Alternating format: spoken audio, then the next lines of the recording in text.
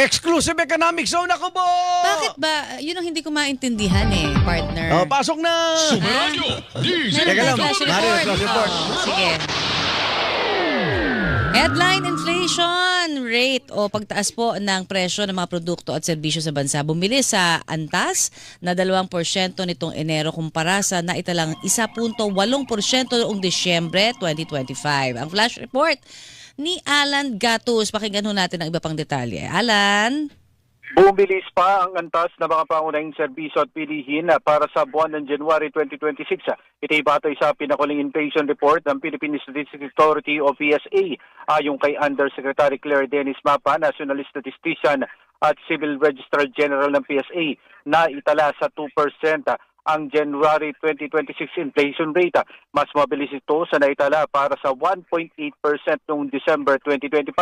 Kabilang sa mga pangunahing nakapag-ambag sa inflation rate para sa January 2026 ay ang housing, water, electricity, gas, and other fuels.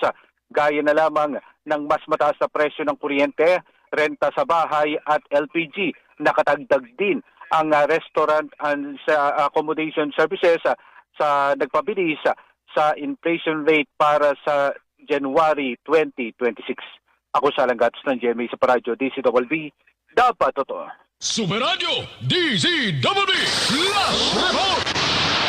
Thank you. Oh, ibibigay ba na? Meron tayo. Sumeradyo! DZWB! Flash Report!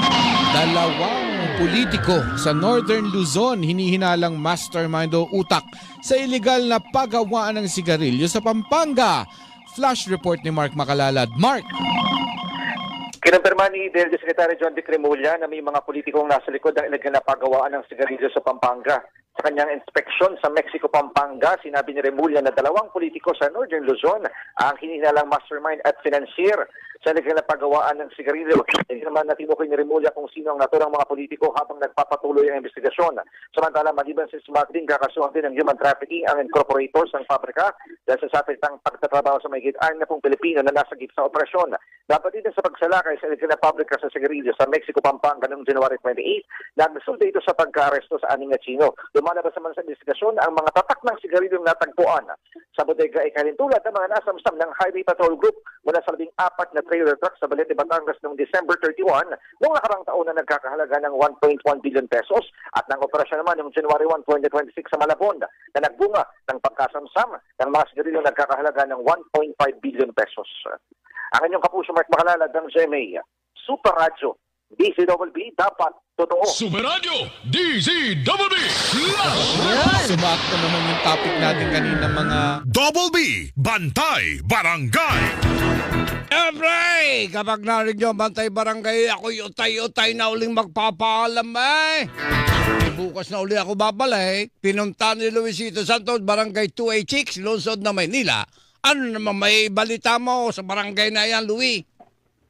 Yes, Karane, inikutan natin itong bahagi ng Barangay 286 dito sa San Nicolas, sa lungsod ng Maynila.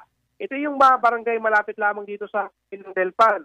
Dahil itong lugar na ito, karamihan sa mga nakatira dito, mga informal settler, abot halos kalsada at wala na mga bangketang nadaraanan dito sa ilang mga kalsada dito sa may area ng barangay, particular na itong kahabaan ng Delpan Street, San Nicolas Street at gain din yung area ng Muelle de la Industria kung saan nga tayo may niresponde ang sunog kanina. Alam mo, Karane, kung hindi pa magkakaroon ng sunog, hindi pa tuloy madaraan at luluwag yung mga kalsada dahil sa iba't ibang mga obstruction dito sa mga nabanggit na lansangan. Ako, si Luisito Santos ng GMA Super Radio of DCWB. Dapat totoo. Ang bayan kong Pilipino. Barangay 286, Maynila, Kapitan! Ay, ba't pinapabayaan mo si Cape ang mga lansangan? Now, kung kayo nakikinabang diya, nagtatanong lang naman ako. Kung hindi, ay ba't pinapapayagan mo? Oh! Barangay 286, Maynila, sinong kapitan dyan? Sa kanyang yumi at ganda, dayuhan ay Kasama namin, sina Henry at Willa. bayan ko. Kay Morales. Ihag ka At si Will Brick, mga kaibigan. Si Nathan, kasama rin. sa Ako po si Carna Santa Cruz. Nag-iwan na siyang magandang gabi. Maraming salamat sa inyong lahat at maraming salamat sa Panginoon Diyos sa pagbibigay ng pagkakataon. Magba 24 oras na po.